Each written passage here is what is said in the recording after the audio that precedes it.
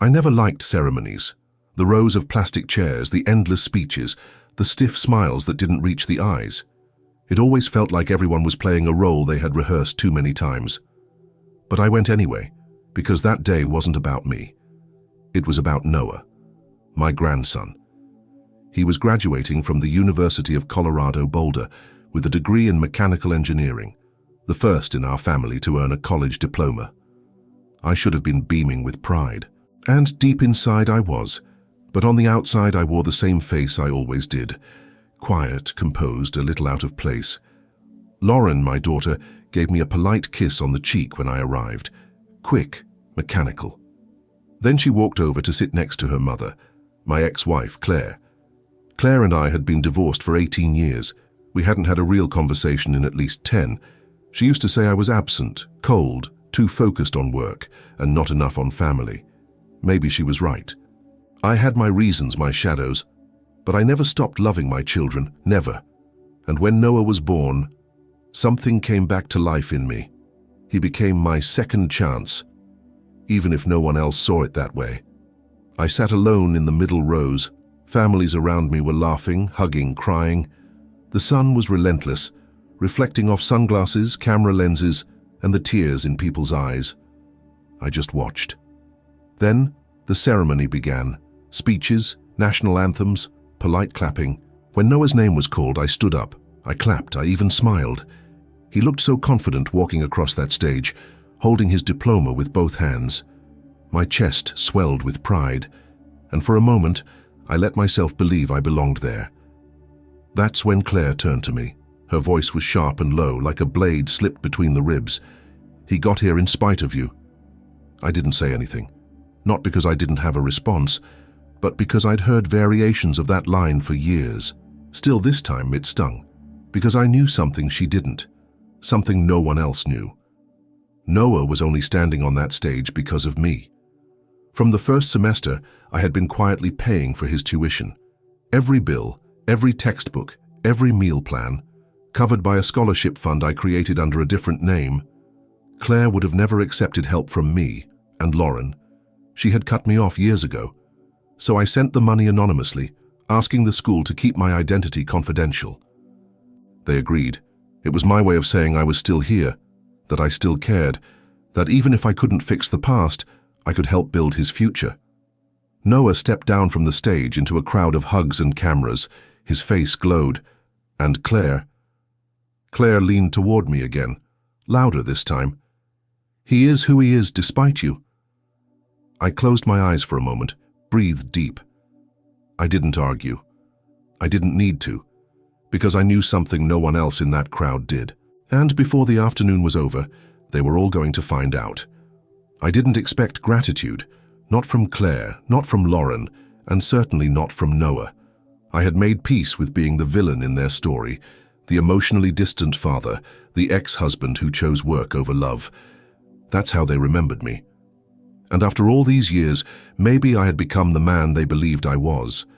But I had never stopped watching over them, quietly, from the sidelines. When Lauren told me she and Noah were applying to colleges, I knew she'd never accept my help. She'd made that clear when she cut ties after the divorce. So I contacted the university myself, set up a scholarship fund under a generic name.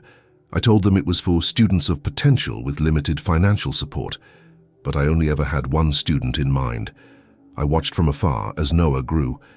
Every semester I got a quiet confirmation from the bursar's office. Tuition paid, no issues. He didn't know. No one knew. That was the point. It wasn't about recognition.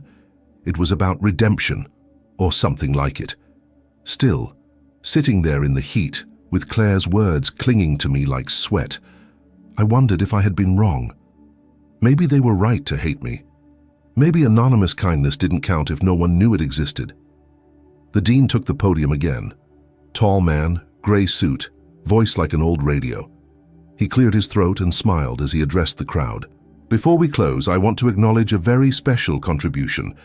One of our graduates today has benefited from a scholarship that, until now, has remained anonymous. But I've recently received permission from the donor to share the truth." I straightened in my chair, suddenly alert. This wasn't supposed to happen. I had agreed to reveal my name only after the ceremony in a letter to Noah. Not like this. Claire was whispering something to Lauren, laughing. I could feel the tension tightening in my chest. The dean continued. This scholarship has quietly funded 4 years of tuition, housing, and materials, ensuring one of our brightest students could reach his full potential without financial burden. People were clapping now, some were turning to look around. And today we want to thank the man who made that possible, Mr. Thomas Halbrook. I froze. It took a second for the name to register. My name. Then heads began to turn. Claire went completely still. Lauren's face went pale, and for the first time in years I felt every eye in the room staring right through me. Noah looked up from the crowd of graduates, squinting toward the middle rows, scanning faces. The applause grew louder, hesitant at first, then warm. A few people even stood. Claire's jaw tightened. She didn't say a word. And then, Noah saw me. Our eyes locked. In that moment, I couldn't read his expression. Shock, maybe. Confusion. Or something deeper. Something that went all the way back to the boy I used to push on the swings before life got so fractured. I didn't stand up. I couldn't. My legs wouldn't let me. I just sat there clapping slowly, with 100 emotions crashing through me all at once. I didn't want to be noticed, that was never the point. But there I was, and exposed, named, applauded by strangers, and frozen in the eyes of the people who mattered most. The moment stretched out like some cruel joke played in slow motion, and I didn't know what to do with my hands, my face, my breath. Claire didn't look at me, not once. Her body was tense, rigid, like she'd just been slapped in front of an audience. Lauren kept blinking rapidly, jaw clenched like she was trying to hold back words she didn't know how to say. And Noah, he didn't look away. He didn't smile either. Just stared at me across the sea of black gowns and plastic chairs, his face unreadable. I wanted to disappear, or rewind the clock, or say something, anything, to make it easier for him to understand. But there were no words for this. The dean was still talking, but I couldn't hear him. My ears were full of my own heartbeat, loud and uneven. Finally, the ceremony ended. The crowd rose to their feet. Families rushed forward to hug their graduates, toss flowers, take blurry photos that would live in frames for decades. I stayed seated for a moment longer, trying to collect myself.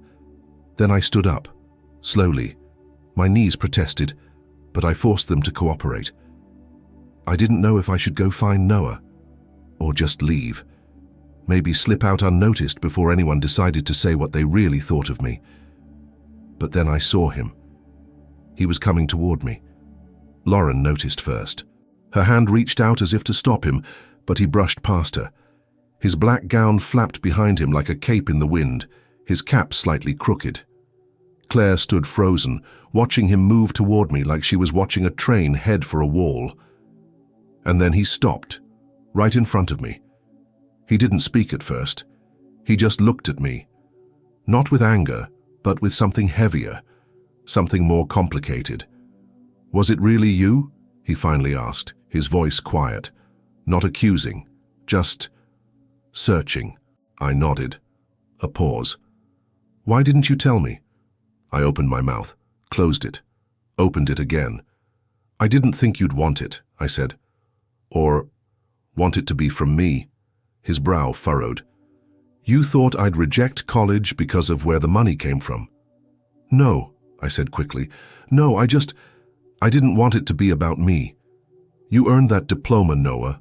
Every class, every late night, every hour of work, that was you, not me." He looked down at the grass for a moment, then back at me. "Grandpa," he said, "I always wondered why Mom never let me see you much growing up." A lump rose in my throat. "She said you didn't want to be around," he added. I didn't know what to say.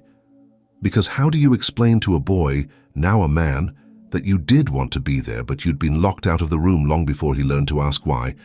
"I tried," I whispered. "God knows I tried." He didn't answer, just stood there staring at me, until the noise of the crowd seemed to fade into nothing. Then he nodded just once. "I want to talk," he said, "but not here. Not like this." My heart lurched. "Whenever you're ready," I said. He stepped forward and hugged me, quick, strong, not quite tight, but real. And when he pulled back, there were tears in his eyes. That hug, I hadn't expected it. It wasn't long, it wasn't dramatic, but it was more than I had dared to hope for in years. For a moment I felt like I had my hands on something I'd thought was gone forever. Connection, not forgiveness, not yet, but the beginning of something I thought I didn't deserve anymore. Noah stepped back, wiped his eyes quickly with the sleeve of his gown, and turned to rejoin his friends. It was as if the emotional flood had overwhelmed him, and now he needed to retreat, to breathe, to think. I didn't stop him. I stood there watching him walk away, part of me wondering if I'd imagined the whole thing. If maybe I'd finally slipped into one of those old man dreams where the past comes back kinder than it really was. But then I felt a shadow beside me. Claire. She didn't speak right away. She just looked out toward where Noah had disappeared, her arms crossed tight over her chest like she was holding herself together. I turned to face her. "You always had a way of making things about you," she said. Her voice wasn't angry, it was flat, worn down, like a door that had been slammed too many times. "I didn't want recognition," I said. "You know that." "Do I?" She met my eyes then. "You think paying for things fixes the damage?" "No," I said quietly. "It doesn't." She looked at me for a long moment, her expression unreadable. Maybe part of her wanted to fight. Maybe another part of her didn't have the strength anymore. "I protected him from you," she said. At least, that's what I told myself, that I was doing what was best for him. "I never asked you to keep him away," I replied, my voice shaking. You shut the door and threw away the key. You shut the door a long time before that, Tom, when you stopped coming home for dinner, when you missed Lauren's school play because of some critical meeting, when you forgot our anniversary 2 years in a row. I had no defense. Not for that. She wasn't wrong. "I was drowning back then," I said, and instead of asking for help, I buried myself in work. It was the only thing I knew how to do. Claire shook her head slowly. "And now you want credit for a scholarship? You think money makes you a father again?" "No," I said. "I just wanted to help, even if it was in silence." For the first time, her eyes softened, not with sympathy, but with fatigue, the kind that lives deep in the bones. "I'm too tired for this," she said finally. "We've spent so many years angry, I don't think either of us remembers what we were fighting for." I nodded. Maybe we weren't fighting for anything. Maybe we were just trying not to drown in our own regrets. She looked at me again, really looked, and for a split second I saw the woman I had once loved, the woman who used to laugh when I danced barefoot in the kitchen, the woman who used to believe in me. But that woman was buried under years of hurt. And maybe I was too. Claire turned to leave, but then paused. "If Noah wants to talk to you, I won't stop him, but don't expect anything from me, Tom. Not after all this time." "I don't," I said softly. "I really don't." And with that, she walked away. Not fast, not angry, just done.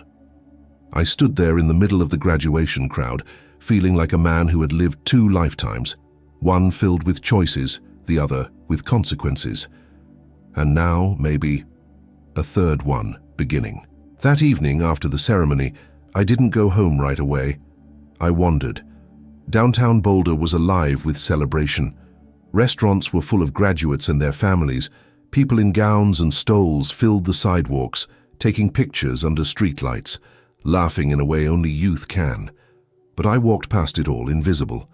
Just an old man with a storm in his chest and a name no one really wanted to say out loud until today.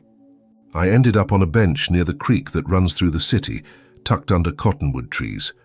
The water moved slow and steady, unlike the mess inside my head. I thought about what Claire had said. She wasn't wrong. I had made my mistakes, big ones, and I'd never had the courage to fight for what was slipping through my fingers. I had let the silence grow, let the distance harden into something like exile. And then I convinced myself that giving money was the same as showing up. Maybe it was cowardice. Maybe it was love in the only form I had left. The sky turned deep blue. Graduation day cheers faded into the quiet hum of nighttime. I was about to leave when my phone buzzed. It was a message from an unknown number. "Can we talk tomorrow? Noah." I stared at it for a long time. I read it 3 times, like maybe the words would vanish if I looked away. I typed back, "Yes, any time." He responded almost immediately. "There's a diner near campus, 10 a.m. I didn't sleep that night. I lay in bed staring at the ceiling fan, listening to the house creak in the quiet. It had been years since I had shared a real conversation with anyone in my family. And now, suddenly, my grandson, the boy I used to push on swings and tuck into bed when Lauren had to work late, wanted to talk. The next morning I arrived early. The diner was small, unremarkable. Vinyl booths, laminated menus, the smell of bacon and burnt coffee. I chose a table by the window and waited. My hands wouldn't stop fidgeting. I folded the napkin into a triangle, then into a square, then back again. At 10:02, Noah walked in. He looked different without the gown, more adult, but the same eyes, those deep, steady eyes that always seemed older than he was. He slid into the booth without saying much, just nodded. "Thanks for meeting me," I said, trying not to sound too eager. He nodded again, then picked up the menu like he wasn't sure how to start. We sat in silence while the waitress poured coffee. Finally, he looked up. "You really paid for everything?" I nodded. "Every semester. Why not just tell Mom, or me?" "Because she wouldn't have accepted it, and I didn't want you to feel like you owed me anything." He looked down at his coffee, swirling it slowly with a spoon. "I always thought you didn't care," he said, almost to himself, "that you just disappeared." I swallowed hard. I didn't want to disappear. I was pushed out. But I didn't fight hard enough to stay. He didn't argue, just sat there, processing. Then he asked quietly, "Do you regret it? The years you missed?" I looked at him, really looked. "All the time," I said, "every single day." He nodded, like he needed to hear that more than I realized. And then, to my surprise, he said, "I'm not promising anything, but I want to know who you are. The real you." I felt something crack inside my chest, the kind of crack that lets light in. "I'd like that," I said, voice shaking. And just like that, the first brick in the wall began to crumble. That morning in the diner stayed with me. Not because we said everything that needed to be said. We didn't. There were still miles of silence between us, years of absence and unanswered questions. But something shifted. A door cracked open, just enough to let a breeze through. Over eggs and pancakes, we started talking. At first it was awkward, surface-level stuff. What classes he liked most, what city he hoped to move to, his internship at an aerospace startup in Denver. I listened more than I spoke, not because I didn't have things to say, but because I was terrified of saying the wrong thing, and because, truthfully, I just wanted to hear his voice, the rhythm of it, the confidence. The way he carried himself, and so sure, so thoughtful, made something ache deep in my chest. He was the kind of man I wished I had been at his age. Then he asked something that caught me off guard. "What were you like when you were my age?" I let out a quiet breath. "Angry," I said, "and afraid." He raised an eyebrow. "Afraid of what?" "Of being like my father, of not being enough, of not being seen." He nodded slowly, as if that made more sense to him than I expected. He didn't press, just sipped his coffee and waited. "I was 23 when I married your grandmother," I said. "We thought we were ready for everything. We weren't. I had a good job, but I didn't know how to be present. I thought providing was the same as loving. It wasn't. That's what Mom always said, that you weren't really there." "She's not wrong," I admitted. "I was in the house, but not in the family." He looked down at his plate, tracing the rim with his fork. "Were you always that way?" "No," I said. "Not at first, but life has wears on a person, especially when you don't know how to ask for help, or how to admit you're failing." He looked up at me again. "You think you failed?" I didn't hesitate. "Absolutely." He seemed surprised by the bluntness. "But I never stopped loving any of you." That's the part your mum never really saw. Maybe I didn't show it the right way. Maybe I didn't know how. But it was always there.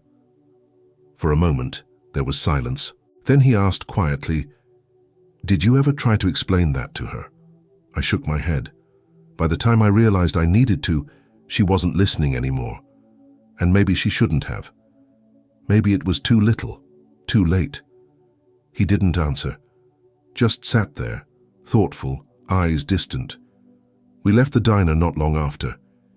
He didn't hug me that time, but he did say, "I'll call you." And he did. A week later. Then again the week after that. It started small, short phone calls, a few texts, then longer ones. Then coffee on a Saturday, then a walk through the park where I used to push him on the swings, back when I still had a place in their lives. We didn't talk about Claire or Lauren, not at first, but I knew it was coming, because the closer we got, the more the ghosts of the past followed, and eventually one of them would speak out loud. The third time we met, Noah brought a photo. It was old, creased at the corners, a snapshot of him at 5 years old, wearing a Halloween astronaut costume. I was kneeling beside him, holding his candy bucket, smiling like I hadn't yet realized how quickly it would all fall apart. "I found this in a box Mom gave me when I moved out," he said, handing it to me. "I don't even remember that night." "I do," I said, tracing the image with my finger. "You didn't want to take the helmet off even at dinner. You said real astronauts ate with their helmets on." He laughed, softly, but it was real. We were sitting on a park bench that afternoon, just the two of us. The kind of quiet late spring day where the wind barely rustles the leaves. The kind of day that makes it hard to believe grief can live anywhere. But it was there, between us, in the pauses, in the careful way we chose our words. Noah turned serious again. "Can I ask you something personal?" "Of course. Did you ever want to fix things with Mom?" I nodded. "I tried, a few times. But she didn't want to hear it, and I didn't push hard enough. She doesn't talk about you much," he said. "When she does, it's always controlled, like she's choosing her words, trying not to say what she really feels." "That sounds about right." "Was it really that bad between you two?" I took a breath. We were two people who stopped recognizing each other, and instead of fighting to remember, we just gave up. He was quiet for a moment. "Do you think she'll ever forgive you?" I gave him a sad smile. "I stopped hoping for that a long time ago." "But you never stopped hoping about me," he said. "No," I replied, "never." There was a long silence between us, the kind that didn't feel heavy, but necessary. Then he said something I didn't expect. "Mum's coming to Denver next weekend. She wants to help me look for an apartment." I nodded. "That's good. I'm thinking of telling her, about us, that we've been talking." My heart stuttered. "Only if you're ready. I don't want to make things harder for you. She deserves to know," he said, "and maybe she needs to hear it from me." I didn't push, didn't offer advice. I knew better than to interfere with their bond, as frayed as it might be. But I knew something else too. If he told her, if he brought my name back into her world, there would be fallout. And part of me wasn't sure I was ready for it. I didn't hear from Noah for 3 days after he mentioned his mother's visit. I told myself not to overthink it. He was busy. He had his own life. But the truth was I was afraid that opening this door would lead to it being slammed shut again, this time by someone younger, someone I was just starting to know again. On the 4th day, he finally texted. "Talk to her, it was a lot. Can we meet?" I stared at the message for a full minute before typing back, "Of course. Same park?" He replied with a single word, "Yeah." I arrived first. The air was heavier that day, overcast, a storm lingering in the distance. I sat on the same bench, hands folded, watching the clouds shift like slow-moving thoughts. Noah appeared 10 minutes later, his expression unreadable. He didn't sit right away, just stood in front of me, hands in his pockets, eyes focused somewhere behind me. "How did it go?" I asked gently. "She didn't take it well," he said. At first, I nodded. I figured. She said you were trying to manipulate me, that this was your way of rewriting history. Ouch, but not unexpected. And what did you say? I asked. I told her I'm not a child, that I know what manipulation looks like, and this isn't it. I let out a breath I hadn't realized I was holding. She got quiet after that, he continued. Didn't yell, just looked hurt. That sounds like Claire, I said. She carries pain like it's an heirloom. He finally sat down beside me. She said you abandoned us, that you walked away and never looked back. I didn't walk away, I said, keeping my voice steady. I just wasn't strong enough to fight the wall she put up. She said you only started caring once it was too late. That might be true, I admitted. But it doesn't mean the caring wasn't real. He nodded, eyes distant. I told her I'm not choosing sides, that I can love both of you, that I want to. I swallowed hard. And what did she say? She said she needs time, that she'll always protect me, even if it means protecting me from you. I looked away toward the lake in the distance, my throat tightening. She's not wrong to be cautious, I said. I hurt her. I hurt Lauren. And even if I didn't mean to, I hurt you too, by not being there. We sat in silence again. The breeze picked up, stirring the leaves into a soft rustle. Finally, he said, I told her about the scholarship, about everything. That surprised me. She cried, he said she felt ashamed for assuming the worst. I blinked hard. That I hadn't expected. She didn't say she forgives you, he added. But she didn't say she hates you either. A strange sound escaped my throat, somewhere between a laugh and a sob. That's more than I thought I'd ever get. She's not ready, he said, but I think she's starting to see the cracks in her version of the story. I looked at him then. This boy, this man who had grown up in the shadow of a fractured family and still had the heart to seek truth. You're braver than I ever was, I told him. He looked down, modest, quiet. But I could see it. The way he was carrying both the past and the present, trying to make space for something new. And for the first time in a very long while, I felt something close to hope. I thought that conversation in the park would be the climax, the emotional peak, the big moment of truth. But life, I've learned, rarely gives you just one moment, especially when it comes to family, especially when pain has had decades to settle into the cracks. A few days later, I got a phone call I never expected. Claire. I saw her name on the screen and froze. For a second, I wondered if I should let it ring, but I didn't. Hello? I answered, my voice more cautious than curious. There was silence on the other end for a beat. Then, I don't know what I'm doing, she said. It was the first thing she'd said to me directly in years. I waited, not wanting to fill the silence with anything unnecessary. Noah told me what you said, about trying, about not knowing how. I nodded, though she couldn't see me. I didn't expect you to believe it. I didn't. Not at first. But he has a way of making me listen. I almost smiled at that. He's got your stubbornness. There was a pause. Then, surprisingly, a soft chuckle. He does, she cleared her throat. Tom, I hated you for a long time. I know. I held on to that hate like it was keeping me warm. But the truth is, it just kept me bitter. I swallowed the lump rising in my throat. I was angry, she continued. Not just at you, but at how everything fell apart. I blamed you because it was easier than blaming myself. You weren't the only one who made mistakes. I know, she said quietly. But you hurt me. You stopped seeing me. I was just background noise to your ambition. I know, I whispered, and I'm sorry.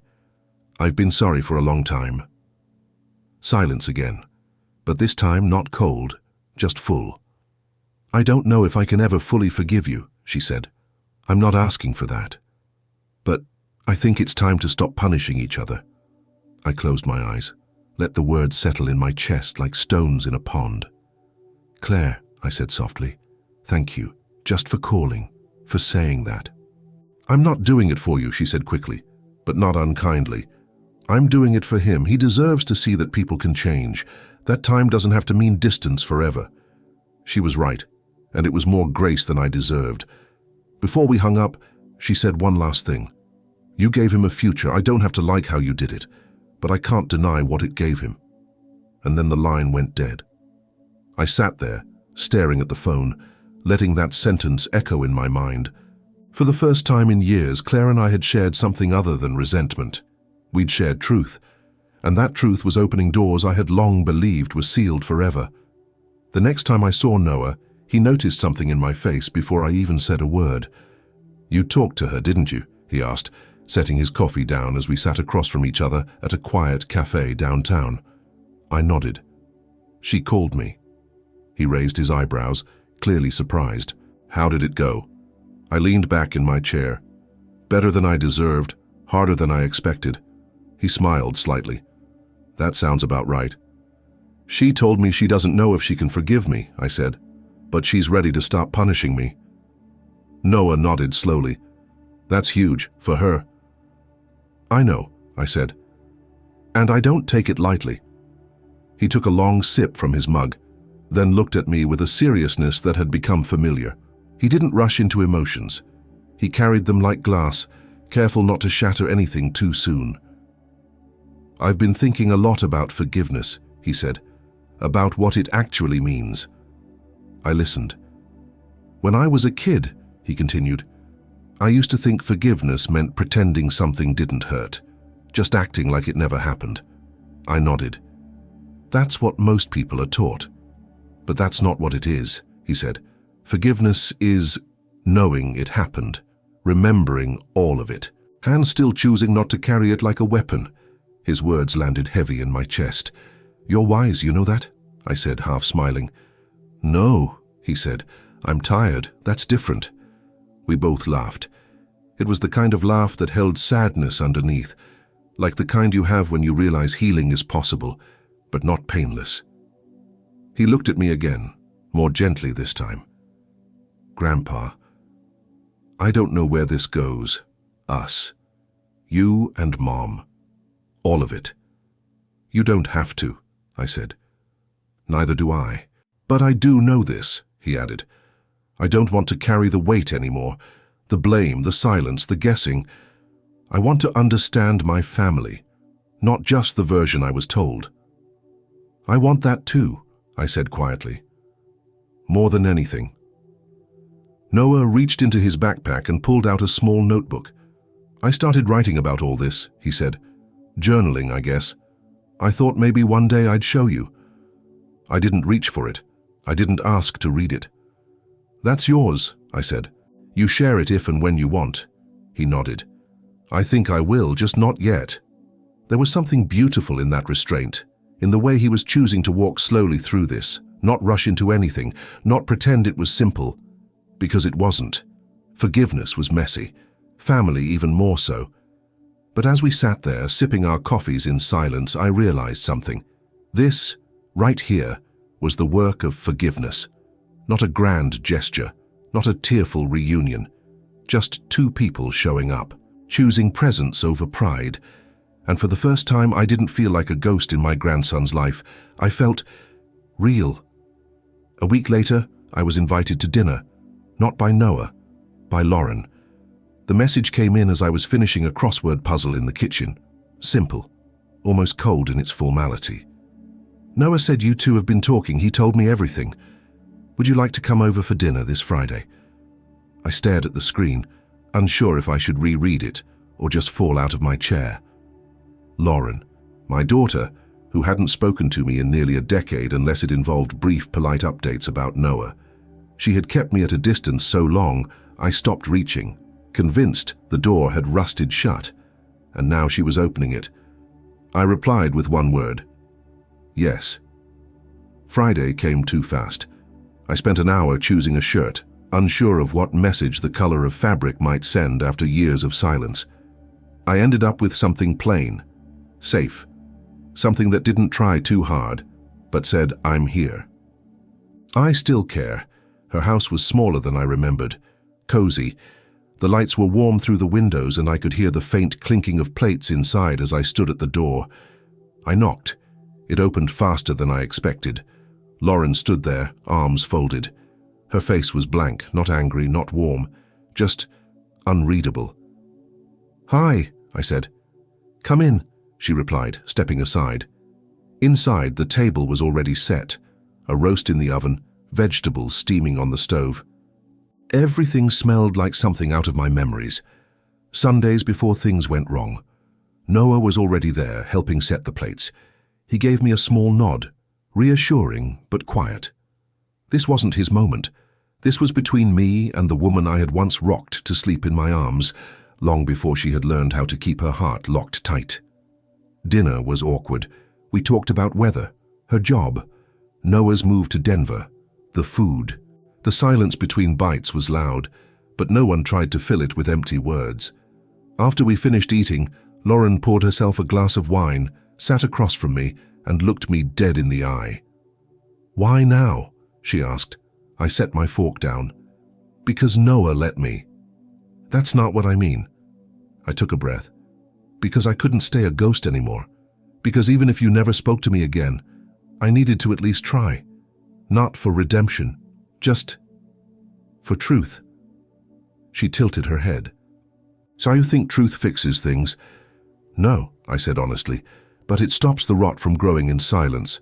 She looked down at her glass, swirling the wine. "When I was 8, she said, I waited by the window every Saturday for you to pick me up, and some weekends you never showed." My throat tightened. "I remember. I thought I wasn't enough, that maybe you didn't love me like you used to." Tears stung the back of my eyes. "You were always enough, Lauren. I was the one who wasn't." She looked up then. Her eyes weren't angry. They were tired, wounded, brave. "I hated you," she said, "but I never stopped wondering if you still thought about me." "I thought about you every day." Silence again. Then, slowly, she reached across the table and put her hand over mine. "I'm not ready to forgive you," she whispered, "but I'm willing to remember who you were before the hurt." I nodded, my voice broken with emotion. That's more than I ever thought I'd get. And in that dimly lit kitchen, with the dishes still dirty and the wine half finished, I felt something shift. Not healing. Not yet. But something close. A beginning. I didn't sleep much that night. After dinner at Lauren's, I sat in my car for almost an hour before driving home. I stared at the wheel, the dashboard, my own reflection in the dark window. So many memories swirled inside me. Some sharp, some soft, most of them bittersweet. I had spent so many years as a ghost, I forgot what it felt like to be seen. Lauren's touch on my hand still lingered. Her words, "I'm willing to remember who you were before the hurt," echoed louder than any forgiveness I could have begged for. They meant she hadn't completely erased me, that there was still a version of me somewhere in her that she hadn't let die. And that was everything. The next morning, I found an envelope on my porch.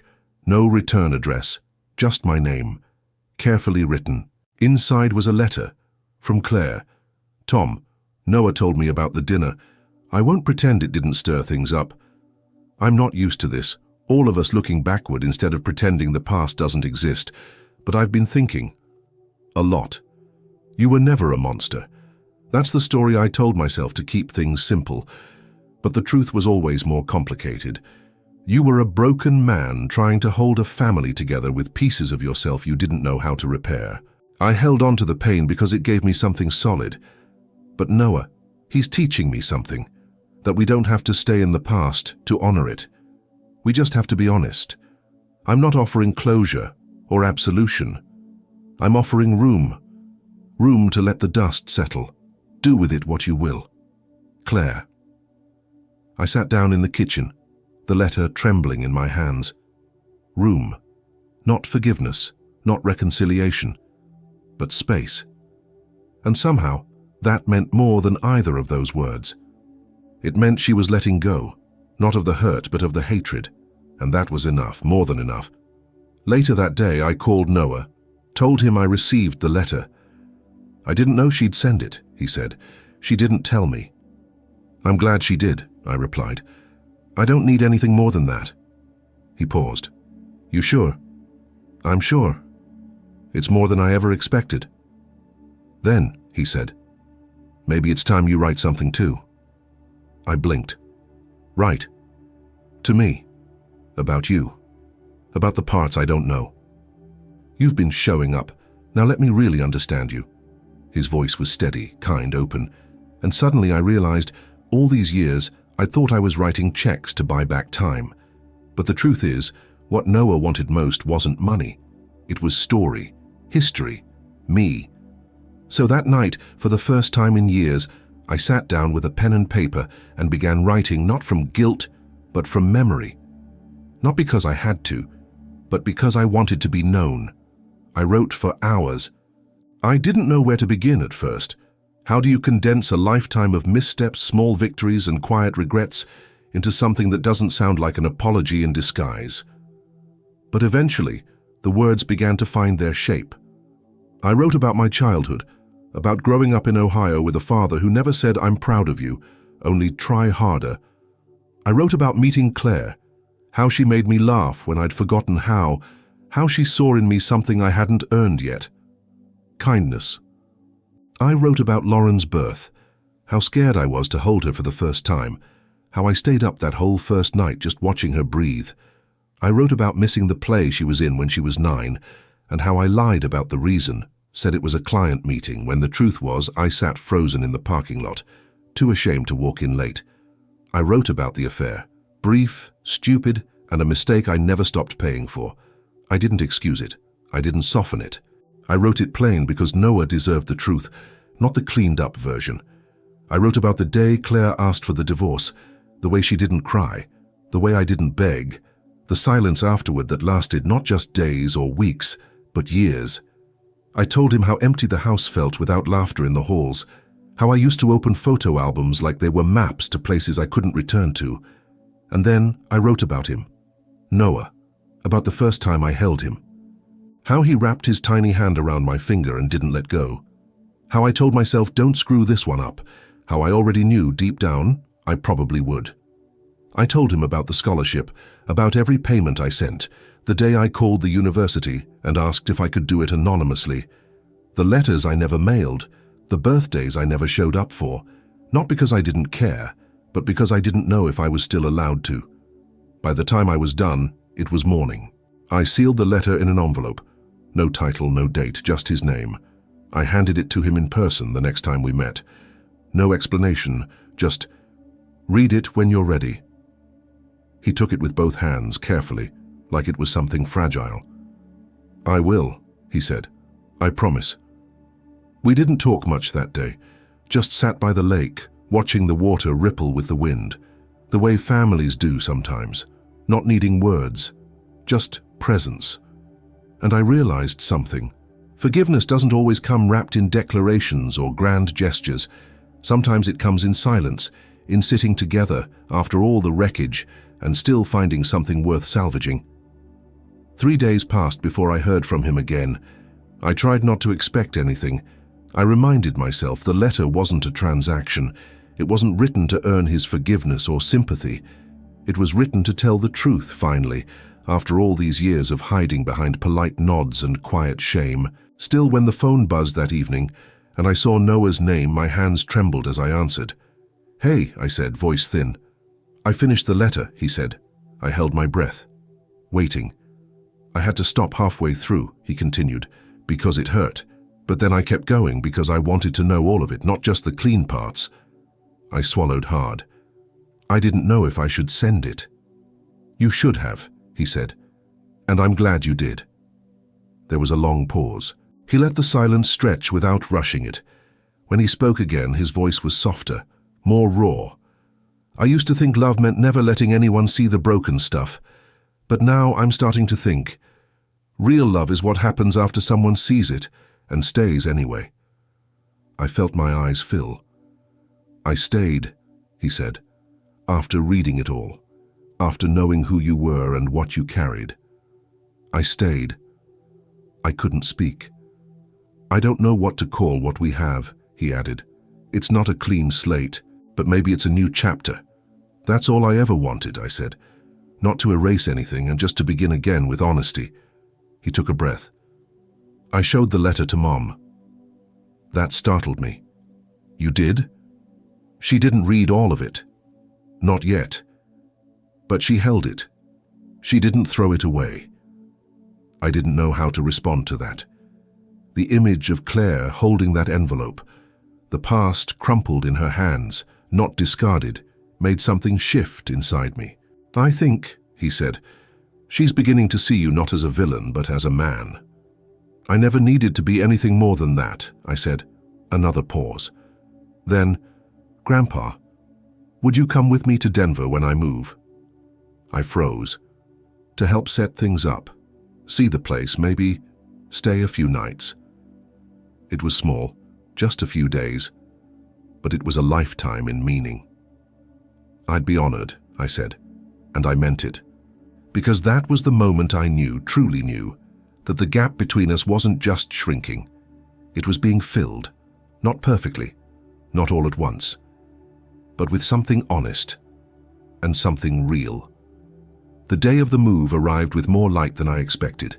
Denver was warm, the kind of warm that made your shoulders relax without you noticing. I rode in the passenger seat while Noah drove, his car filled with boxes, books, a mattress tied to the roof. He was calm, focused, but every so often he'd glance over at me, as if making sure I was really still there. I never thought I'd be doing this with you, he said once at a red light. I smiled. Me neither. We got to the apartment just before noon. It was small, clean, filled with the kind of potential only the young can see in a bare room.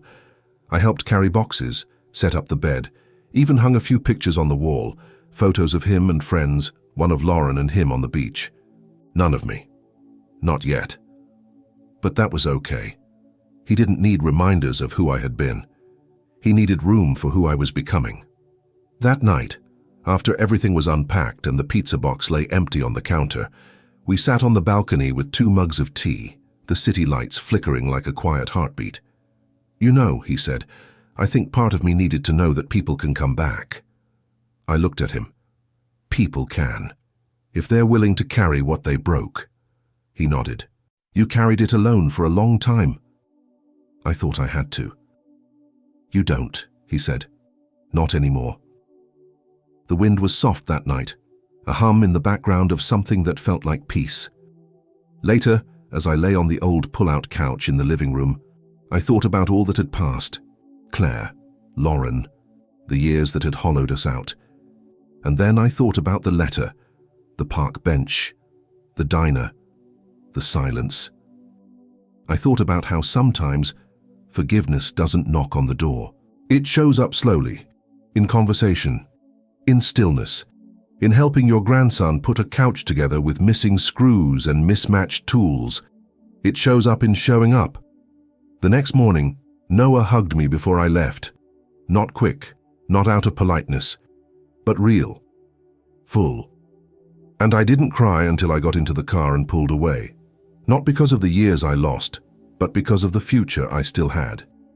If this story stirred something in you, tell me in the comments. Even if it's just a single sentence. Maybe you had a grandfather who disappeared, or an apology you're still waiting for. I read every comment, and sometimes the most powerful part of the story happens down there, when you share yours. Share this video with someone in your family. Maybe it's the conversation you've never been able to start. Subscribe to the channel. More stories like this are coming, and they're written straight from the heart. And now, click on the next video that's about to appear on your screen. It might just speak to a part of you that's been quiet for far too long.